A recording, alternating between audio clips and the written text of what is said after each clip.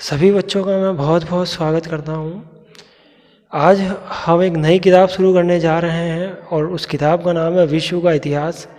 विश्व का इतिहास आज हमारा जो टॉपिक रहेगा विश्व के इतिहास में वो रहेगा इटली का एकीकरण।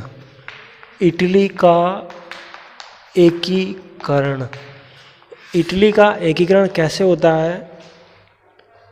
बीए पार्ट थर्ड ईयर के अंदर दो किताबें चलती हैं। पहली किताब आधुनिक भारत का इतिहास थी और आज दूसरी किताब जो है विश्व का इतिहास है। आधुनिक भारत के इतिहास को हमने कम्प्लीटली सिलेबस हमने पूर्ण कर लिया है बच्चों। आज से हम एक नई शुरुआत, एक नए अध्याय, एक नए विश्व के इतिहास को देखेंगे और नए विश्व के इतिहास में हमारा चैप्टर रहेगा इटली का एकीकरण। इटली के एकीकरण में एक एक तथ्य का हम विश्लेषण करते हुए और उनके तथ्यात्मक विश्लेषणों को ध्यान में रखते हुए और ध्यान से हम इसका अध्ययन करते हुए इटली की किस तरह से इटली का एकीकरण होता है उस चीज़ को हम ध्यान रखेंगे। यहाँ पर जिस तरह से इटली का एकीकरण हुआ था, जिस तरह से जर्मनी का एकीकरण हुआ था, ये एकीकरण का मतलब होता है कि छोटे छोटे राज्यों को मिलाकर एक पूरा सबको एक करना, वो क्या कहलाता है, वो एकीकरण कहलाता है। कैसे कहलाता है एकीकरण? जैसे बीए पार्ट फर्स्ट ईयर में बच्चों आप लोगों ने ये पढ़ा होगा कि राजस्थान का एकीकरण हुआ था। तो राजस्थान का एकीकरण कितने चरणों में होता है? राजस्थान का एकीकरण 7 चरणों में होता है। कितने चरणों में होता है? 7 चरणों में होता है। और 1 नवंबर 1956 को राजस्थान का एकीकरण हो गया था। उसी प्रकार भारत का एकीकरण भी आपने पढ़ा होगा। भारत का एकीकरण का मतलब भारतीय राज्यों का पुनर्गठन। आपको पता होगा पहले महाराष्ट्र और गुजरात पहले दोनों एक थे और महाराष्ट्र से ही गुजरात को अलग करके गुजरात प्रदेश बनाया गया था और महाराष्ट्र प्रदेश बनाया गया था। इसी तरह हम देख रहे हैं कि एकीकरण का मतलब होता है स्टेट्स बनाना। जैसे भारत में स्टेट्स बनाए गए थे, सबसे पहले आंध्र प्रदेश का निर्माण किया गया था और उसी प्रकार जैसे राजस्थान में देखा जाए तो मत्स्य संघ का निर्माण किया गया था। अलग अलग सात चरण थे। कितने चरण थे? अलग अलग 7 चरण थे। उसी प्रकार हम यहाँ विश्व के इतिहास में इटली का एकीकरण देखने जा रहे हैं। इटली का एकीकरण क्या है ये? तो विश्व के इतिहास की अगर शुरुआत की जाए तो ये पुनर्जागरण से शुरू होता है। विश्व में जो धर्म सुधार आंदोलन होता है, जिस तरह से भारत के अंदर हमने देखा था कि धर्म सुधार आंदोलन राजा राम मोहन राय थे, स्वामी विवेकानंद जी थे, स्वामी दयानंद सरस्वती थे, उसी प्रकार से हमें जो है धर्म पुनर्जागरण यानी जो सोए हुए लोग हैं उनको जगाना ही पुनर्जागरण कहलाता है। यहाँ वर्ल्ड की हिस्ट्री में हम क्या क्या अध्ययन करेंगे? हम फ्रांस की क्रांति का अध्ययन करेंगे, भारत में पुनर्जागरण की विशेषताओं का अध्ययन करेंगे, हम जर्मनी के एकीकरण की बात करेंगे, हम इटली के एकीकरण की बात करेंगे और इसके साथ साथ जो प्रथम विश्व युद्ध का प्रारंभ होता है, प्रथम विश्व युद्ध के कारणों की बात करेंगे, प्रथम विश्व युद्ध के घटनाओं की बात करेंगे, प्रथम विश्व युद्ध के परिणामों को देखा जाएगा। प्रथम विश्व युद्ध के तुरंत 20 साल बाद ही दूसरा विश्व युद्ध शुरू हो जाता है। दूसरे विश्व युद्ध की घटनाओं को देखा जाएगा, बाल्कन की समस्या को देखा जाएगा। बाल्कन की समस्या क्या थी, पूर्वी समस्या क्या थी और एशिया में जो साम्राज्यवादी नीति थी वो क्या थी, इन सभी चीज़ों पर डिस्कस किया जाएगा। इसी को विश्व का इतिहास कहा जाता है बच्चों। विश्व के इतिहास में आज हमारा टॉपिक क्या रहेगा? इटली का एकीकरण। इटली के एकीकरण में यहाँ देखिए, ये इटली का उत्तरी भाग कौन सा होता है, इटली का मध्य भाग कौन सा होता है और इटली का दक्षिणी भाग कौन सा होता है, ये मैं यहाँ एक मैप बना के आपको बता रहा हूँ। इटली का उत्तरी भाग कौन सा है? ये इटली का उत्तरी भाग कहलाता है। ये इटली का ये मध्य भाग कहलाता है। ये इटली का दक्षिणी भाग कहलाता है।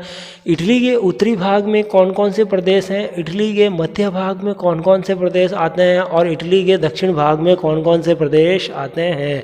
यहाँ इटली के अगर उत्तरी भाग में अगर देखा जाए तो बच्चों यहाँ सबसे पहले नंबर पे क्या आएगा? पिटमॉन्ट आएगा यहाँ पे।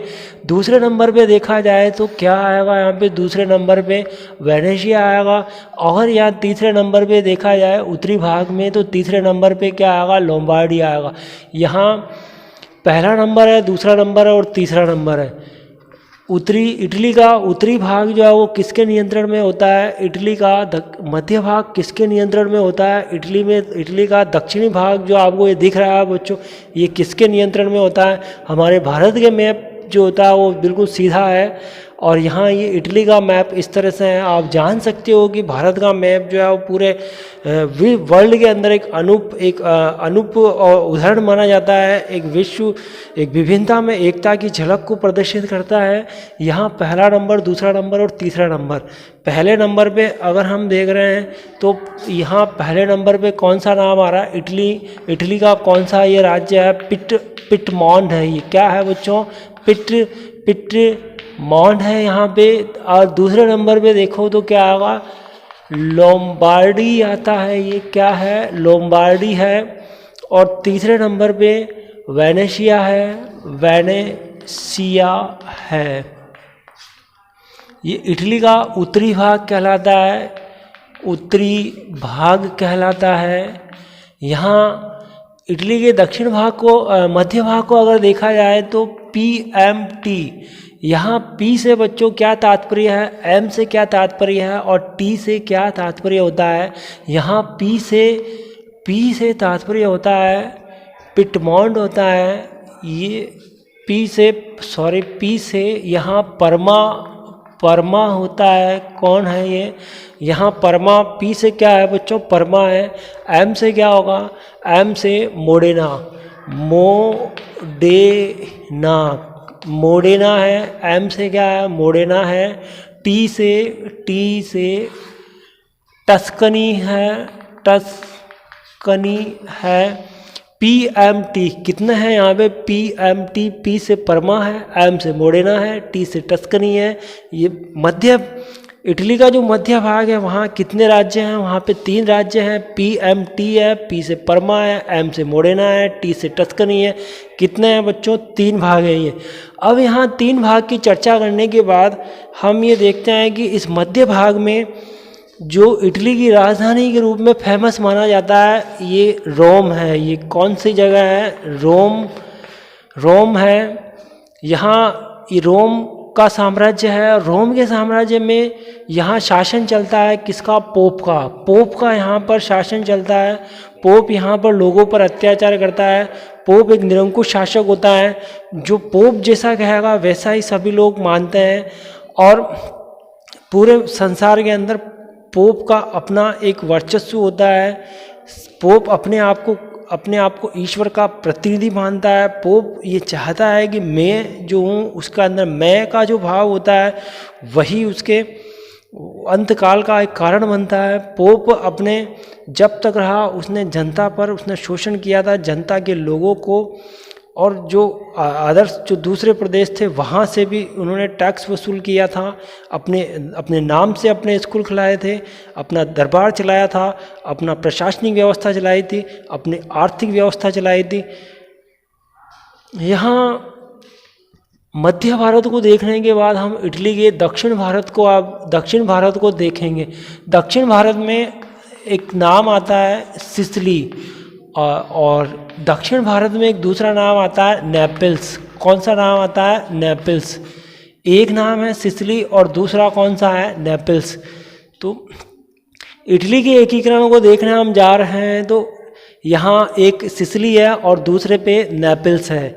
सिसिली और नेपल्स है। यहाँ की गवर्नमेंट, यहाँ किसकी गवर्नमेंट होती है? यहाँ का राजा कौन होता है? इधर पिटमॉन्ड और सार्डिनिया, ये सार्डिनिया है। पिटमॉन्ड और सार्डिनिया का यहाँ की गवर्नमेंट जो है वो किसके अधीन होती है? यहाँ की गवर्नमेंट किसके अधीन होती है? पिटमॉन्ड और सार्डिनिया का राजा कौन होता है बच्चों? पिटमॉन्ड और सार्डिनिया का राजा अल्बर्ट होता है। कौन होता है? अल्बर्ट होता है। सिसिली और नेपल्स, यहाँ का शासन कौन संभाल रहा है? यहाँ का शासन फर्डिनैंड होता है। फर्डिनैंड प्रथम एक निरंकुश शासक होता है। जिस तरह से रोम जो है उसने अपना सारा का सारा सिस्टम बदल रखा है, उसी तरह से एल्बर्ट का अपना यहाँ एक स्वतंत्र सत्ता होती है। एल्बर्ट, सारी जनता एल्बर्ट पर निर्भर करती है, यहाँ के लोग एल्बर्ट पर निर्भर करते हैं, यहाँ की राजनीतिक व्यवस्था एल्बर्ट पर निर्भर करती है, यहाँ की सामाजिक व्यवस्था एल्बर्ट पर निर्भर करती है। सामाजिक, आर्थिक, राजनीतिक और सांस्कृतिक व्यवस्था जो टिका हुआ है वो एक राजतंत्र व्यवस्था है। और ये राजतंत्र व्यवस्था किस पर है? ये अल्बर्ट पर निर्भर करता है। कि ये किस पर निर्भर करता है? ये अल्बर्ट पर निर्भर करता है। यहाँ अगर हम फर्डिनैंड की बात करें, फर्डिनैंड, तो फर्डिनैंड प्रथम भी एक निरंकुश शासक होता है जो रोम से थोड़ा अलग है। इनका अपना एक स्वतंत्र प्रशासन है, स्वतंत्र दरबार है, स्वतंत्र ये लोग हैं, स्वतंत्र इनकी सत्ता है। जनता को अपने, किस तरह से जनता को अपने अधिकार में रखना है, ये सब चीज़ें ये अच्छे से जानते हैं बच्चों। यहाँ अब हम देखा जाए तो इटली के एकीकरण की ज़रूरत क्या है? इटली के एकीकरण की ज़रूरत ऐसे है कि इटली में जितने भी छोटे छोटे राज्य हैं वो सब अपने अपने अपने अपने स्वतंत्र हैं। वो किसी से एक राज्य या एक प्रांत एक दूसरे के क्या कहलाते हैं? खिलाफ कहलाते हैं। यहाँ लोम्बार्डी है, वेनेशिया है, तो लोम्बार्डी की राजनीति अलग है, वेनेशिया की राजनीति अलग है। यहाँ पिटमोंड की राजनीति अलग है, यहाँ सार्डिनिया की राजनीति अलग है, यहाँ मेडोना की राजनीति अलग है। यहाँ मेडोना के बाद परमा देखे, परमा के बाद टस्कनी देखें, और रोम देखे, रोम की राजनीति अलग है। यहाँ पे फर्डिनेंड प्रथम जो है, इसने सिसिली और नेपल्स है, इन्होंने अपना अलग राज्य बना रखा है। तो इन सभी चीज़ों को देखने से ऐसा पता चलता है कि यहाँ की जो राज्य हैं, यहाँ की सरकारें हैं, वो सब को किसी से कोई मतलब नहीं है। जनता का कल्याण करना उनको कोई लेना देना नहीं है। वो केवल अपनी दाल गला रहे हैं, अपनी जेब में धन आ रहा है। उनको जनता के कल्याण से, समाज के कल्याण से, समानता की भावना से किसी से कुछ नहीं है। तो अब ये सभी राज्यों को एक एक करके अगर सभी राज्यों का एकीकरण किया जाएगा तो एक संपूर्ण इटली का निर्माण होता है। किसका निर्माण होता है? एक संपूर्ण इटली का निर्माण होगा और इटली का एकीकरण होगा। इटली के एकीकरण में कौन कौन लोग सहयोगी होते हैं? इटली के एकीकरणों को हम चरणों में पढ़ा जाएगा। जिस तरह से राजस्थान का एकीकरण हुआ था उसी तरह 7 चरणों में हुआ था, उसी तरह इटली का एकीकरण कितने चरणों में होता है, इटली के एकीकरण में कौन कौन अपनी भूमिका निभा रहे हैं। तो यहाँ उत्तरी भाग को देखने के बाद और मध्य भाग को देखने के बाद हमने उत्तरी भाग में देखा तो उत्तरी भाग जो था वो ऑस्ट्रिया का प्रभुत्व होता है। उत्तरी भाग में ऑस्ट्रिया, जर्मनी का तानाशाह विलियम को और जर्मनी के हिटलर को, आप बच्चों अच्छे से नाम सुना होगा। हिटलर का नाम हिंदुस्तान में हिटलर कहता था कि किसी भी झूठ को अगर 100 बार बोला जाए तो वो झूठ क्या बन जाता, वो सच बन जाता। कहने वाले कौन थे? हिटलर थे। हिटलर एक तानाशाह थे, लोगों को डरा कर रखना चाहते थे, डरा कर उन पर अपनी जीत हासिल करना चाहते थे। वो डराने के लिए हिटलर ने एक प्रयोग किया था। हिटलर ने कौन सा प्रयोग किया था? उन्होंने यहूदियों को चुना था कि यहूदियों को वो जो है कत्ले आम किया जाएगा, लोगों को डराया जाएगा, यहूदियों का कत्ल किया जाएगा, उनको घोटू नामक मशीन जो होती है मशीन में डाल दिया जाएगा, उन पर बुरे बुरे अत्याचार किए जाएंगे। हिटलर क्या करता था कि अपने सहयोगियों में से महीने 2 महीने में किसी एक को जो है सब लोगों के सामने अपने सहयोगी का कत्ले आम करता था। इससे जो उसके दूसरे सहयोगी होते थे उनको ऐसा लगता था कि कहीं हमसे कुछ गलत ना हो जाए, और वो हिटलर से डरते रहते थे, हिटलर के किसी गुप्त मामले में टांग नहीं अड़ाते थे। उसी तरह यहाँ जर्मनी के पास फ्रांस है और फ्रांस के ऊपर आपकी इंग्लैंड, जो 3 महाद्वीपों से घिरा हुआ प्रदेश कौन सा है? वो इंग्लैंड है। जर्मनी, और जर्मनी के बिल्कुल पास में कौन सा प्रदेश है? यहाँ ऑस्ट्रिया है। ये कौन सा प्रदेश है? ये बच्चों ऑस्ट्रिया है। ऑस्ट्रिया का एकाधिकार होता है इटली पर। ऑस्ट्रिया इटली को क्या रखना चाहता है? अपने दबाव में रखना चाहता है। ऑस्ट्रिया ये चाहता है कि इटली का उत्तरी भाग जो है मेरे अधीन रहेगा, और जैसा हम कहेंगे वैसा इटली करेगा। हमारी सरकार चलेगी, हमारी सत्ता चलेगी, हमारी आवाज़ चलेगी, हमारा जज्बा चलेगा, सब कुछ हमारा ही रहेगा, और जो हम जैसा चाहेंगे वो इटली में वैसा ही होता रहेगा। वहाँ की सरकार हमारे से ही चलती रहेगी। ऑस्ट्रिया का जो पिटमॉन्ड है, लैम्बॉर्डी है, वेनेशिया है, उत्तरी भाग है, इस पे पूरा ऑस्ट्रिया का दबदबा रहता है। यहाँ के लोग ऑस्ट्रिया के राजा से घबराते हैं यहाँ। और इसके बाद मध्य भाग हमने देखा, और दक्षिण भाग, मध्य भाग में या हैप्स वर्ग लोगों का शासन होता है। कौन सा वर्ग है ये हैप्स वर्ग शासन है। और हैप्स वर्ग के लोग यहाँ पर अपना वर्चस्व बनाए हुए हैं। यहाँ तीसरे नंबर पे फर्डिनेंड प्रथम, जो एक निरंकुश शासक फर्डिनेंड प्रथम की यहाँ पर शासन होता है, ये बूर्बो वंश का होता है। तीसरे नंबर पे बूर्बो वंश है, ये बूर्बो वंश। तीसरा नंबर ये जो है वो दक्षिण इटली है, और दक्षिण इटली का सिसिली और नेपल्स में यहाँ विद्रोह होता है। और विद्रोह 1848 में होगा बच्चों विद्रोह यहाँ पे। बूर्बो वंश है, जैसा कि फ्रांस में जो बूर्बो वंश था, जब हम फ्रांस की क्रांति का अध्ययन करेंगे तो समानता, स्वतंत्रता और बंधुत्व की भावना का जो विकास होता है, वही विकास हमें यहाँ सिसिली और नेपल्स के बूर्बो वंश में देखने को मिलेगा। फर्डिनेंड प्रथम यहाँ के राजा होते हैं। पिटमॉन और सार्डिनिया के राजा एल्बर्ट होते हैं। इधर आप देख रहे हो रोम का शासन, यहाँ पे रोम का जो शासक होता है वो पोप होता है, पोप के नाम से पुकारा जाता है। परमा मेडोना टस्करी में हैप्स वर्ग का शासन है। और आप अध्ययन कर रहे हो इटली का एकीकरण। और इसमें अगर दक्षिण इटली में देखा जाए तो यहाँ एक संस्था का, यहाँ से विदेशियों को यहाँ से बाहर निकालने के लिए, जैसे भारत में अंग्रेजों को बाहर निकालने के लिए जो स्वतंत्रता का आंदोलन चल रहा था, और जिस तरह से नेता लोग उभर कर सामने आ रहे थे, क्रांतिकारियों में बाल गंगाधर तिलक है, उसी तरह से यहाँ दक्षिण भारत में दक्षिण इटली में और उत्तरी भाग है, मध्य भाग है और दक्षिण इटली, यहाँ भी अंग्रेजों को यहाँ से भारत से ये इटली से निकालने के लिए यहाँ एक संस्था का निर्माण किया गया था। और वो संस्था का क्या नाम होता है? उस संस्था का नाम होता है कार्बोनरी संस्था। ये कौन सी संस्था है बच्चों? कार्बोनरी संस्था है। एक कार्बोनरी संस्था का क्या उद्देश्य होता है? कार्बोनरी संस्था ये कौन सी जगह बनाई गई थी? कार्बोनरी संस्था का सदस्य कौन था? कार्बोनरी संस्था दक्षिण भारत के ये नेपल्स में इसका स्थापना हुई थी। और इसका उद्देश्य ये था कि राजतंत्र को समाप्त करके और इटली में गणतंत्र की स्थापना की जाए। कार्बोनरी संस्था के अंदर पहले नंबर पे और देखा जाए तो क्या उद्देश्य रहेगा, और दूसरे नंबर पे देखा जाए तो क्या उद्देश्य रहेगा? पहले नंबर का उद्देश्य था विदेशियों को इटली से बाहर निकालना था, पहला उद्देश्य। और कार्बोनरी संस्था का दूसरा उद्देश्य क्या था? वैधानिक स्वतंत्रता की स्थापना करना। अपना एक सरकार होगी, अपना एक कानून होगा, अपना एक प्रशासन होगा, अपने एक नियम और अपनी एक शर्तें होगी, और अपने नियम और अपनी शर्तों के आधार पर ही इटली का जो दक्षिणी इटली है वो यहाँ पर राज करेगा। तो कार्बोनरी संस्था के दो उद्देश्य कौन से हैं? पहला उद्देश्य अभी बच्चों मैंने आपको बताया था, विदेशियों को यहाँ से बाहर निकालना पहला उद्देश्य होता है। दूसरा उद्देश्य यहाँ एक वैधानिक स्वतंत्रता की स्थापना करना होता है। वैधानिक का मतलब होता है विधान का जो नियम है, जो कानून प्रक्रिया है, उसको वैधानिक कहा जाता है।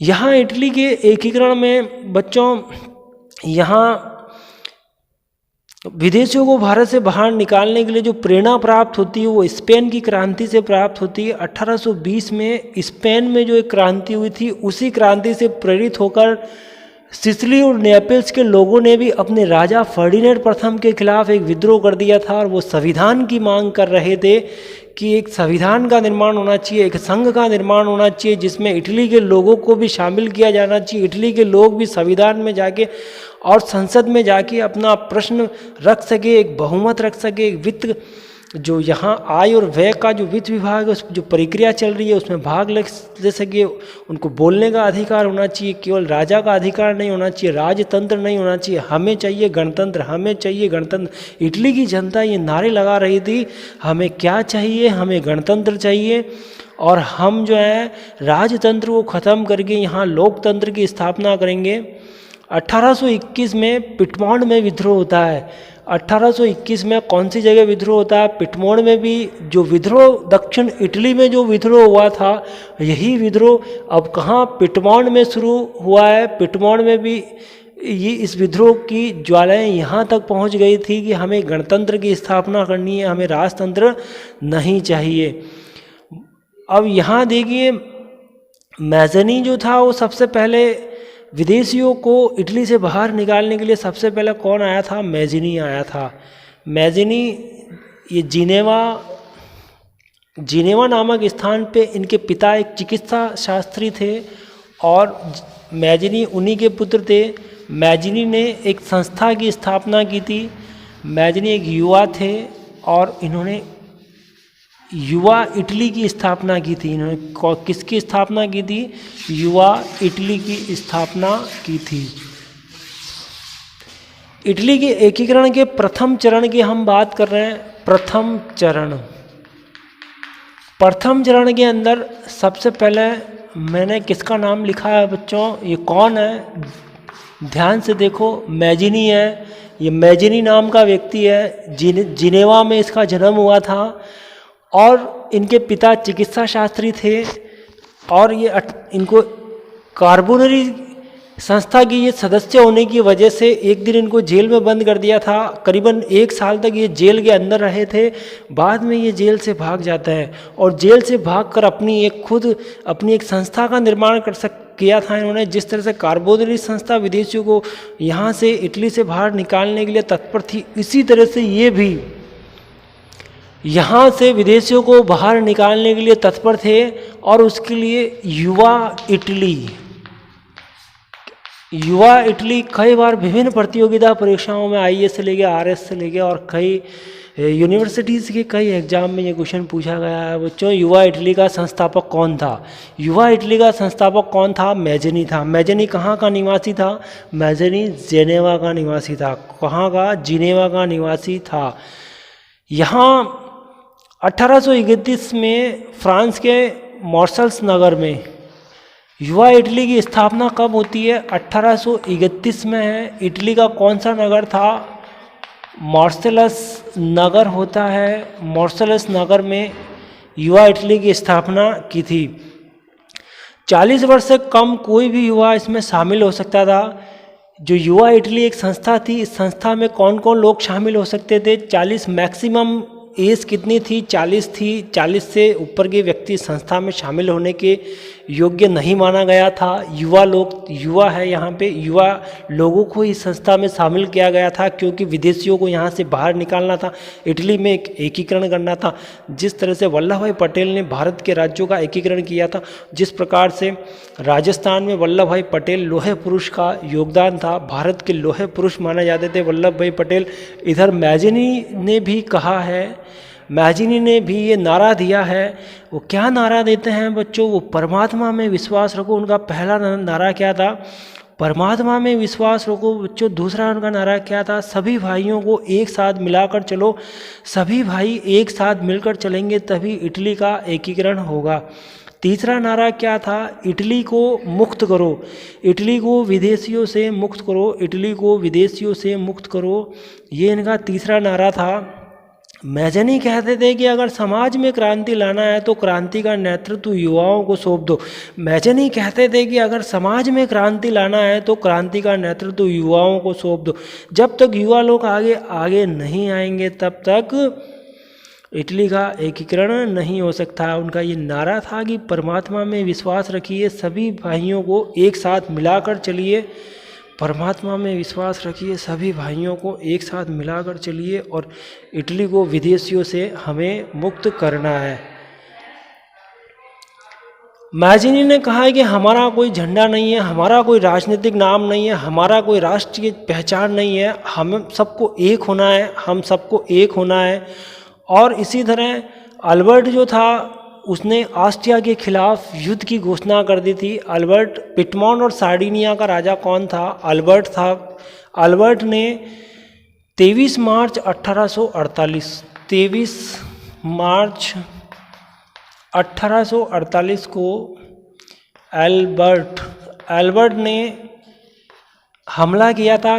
कौन पे हमला किया था? ऑस्ट्रिया पर हमला कर दिया था। और ऑस्ट्रिया पर हमला करने के बाद ऑस्ट्रिया के राजा से इनको एक समझौता करना पड़ा था। दोनों के बीच में एक समझौता हो गया था। पोप जो था, जो मध्य भाग में पोप था सॉरी, वो भी पीछे चला गया था। नेपिल्स का शासक फर्डिनेंड भी जो है वो भी पराजित हो गया था। कहने का मतलब पोप भी जो इस मामले में हस्तक्षेप नहीं किया था। सार्डिनिया के जो एल्बर्ट हैं वो उन्होंने एक एग्रीमेंट किया था, और उस एग्रीमेंट के आधार पर क्या शर्तें रखी गई थी। जुलाई 1848 में ऑस्ट्रिया से तो समझौता करना ही पड़ा था। लोम्बार्डी और वेनेशिया, जो मध्य भाग पर लोम्बार्डी और वेनेशिया जो था वो वापस, लोम्बार्डी और वेनेशिया पर ऑस्ट्रिया का एकाधिकार रहा था, और एकाधिकार ही रहा था, वापस वो प्रदेश उसी को सौंप दिए थे।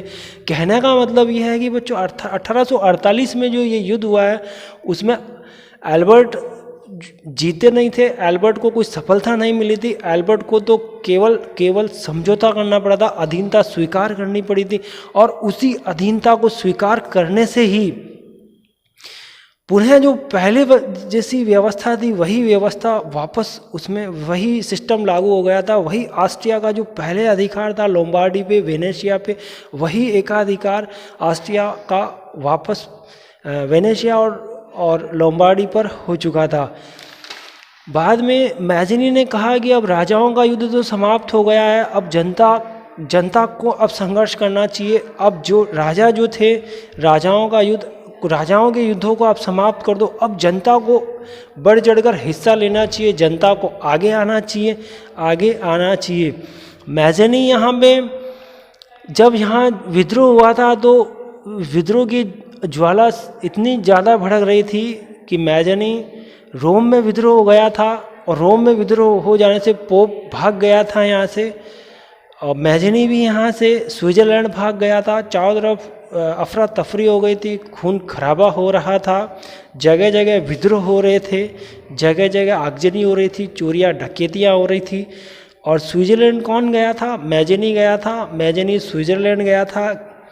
गैरिबाल्डी पिटमोंट चला गया था। गैरिबाल्डी कौन सी जगह गया? पिटमोंट गया था। टस्कनी और लियोपोल्ड वेनिस पर पुनः अंग्रेज़ों का मतलब ऑस्ट्रिया का अधिकार हो गया था। और रोम जो पोप जो पहले पीछे हट गया था, वो पोप वापस रोम में आ गया था, पोप की सत्ता वापस कायम हो गई थी। पिटमोंट और रोम को छोड़कर संपूर्ण इटली पर ऑस्ट्रिया का प्रभाव हो गया था। दो जगह ऑस्ट्रिया का अधिकार नहीं था। जो जनताओं का विद्रोह हुआ था, जो विद्रोह की जो ज्वाला फैली थी, जो क्रांति फैल रही थी, उस क्रांति के बल पे जो एकीकरण हो रहा है, हमारे यहाँ हिंदुस्तान में ऐसी कोई क्रांति नहीं हुई थी। राजस्थान में बड़े शांतिपूर्ण ढंग से एकीकरण हो गया था। भारत में जूनागढ़, हैदराबाद और कश्मीर की रियासत को छोड़कर बड़े शांति से एकीकरण किया गया था। लेकिन अगर विश्व के इतिहास को उठाकर देखें, इतिहास को आप पढ़ोगे बच्चों, और इतिहास को देखोगे, तो जहाँ क्रांतियों से ही एकीकरण होता था और क्रांतियों से ही एकीकरण हुआ है, ये बिल्कुल सत्य बात है। यहाँ पिटमोंट और रोम को दो जगह अगर छोड़ दिया जाए तो संपूर्ण इटली पर वापस ऑस्ट्रिया का जो हमला था, जो ऑस्ट्रिया ने लोगों को इतना जो डराया था, लोगों पर जो हमला किया था, और यहाँ के सभी ने अधीनता को स्वीकार किया है, वही जो पहले प्रभाव था वही प्रभाव जमा रहा। किस पे जमा रहा? इटली पर जमा रहा था। केवल दो प्रदेश ऐसे थे जो स्वतंत्र थे, जो ऑस्ट्रिया की राजनीति पर नहीं चलते थे, ऑस्ट्रिया के गुलाम नहीं थे। ऐसे दो प्रदेश कौन से थे? पहला पिटमोंट था और दूसरा रोम था। सार्डिनिया और पिटमोंट के कौन? अल्बर्ट है। अल्बर्ट ने ये हिम्मत की थी, जो विद्रोह की ज्वाला में इन्होंने साथ दिया था। अब अल्बर्ट को हटना पड़ा था, पिटमोंट और सार्डिनिया को यहाँ से हटा दिया, और इनकी जगह अब कौन आया?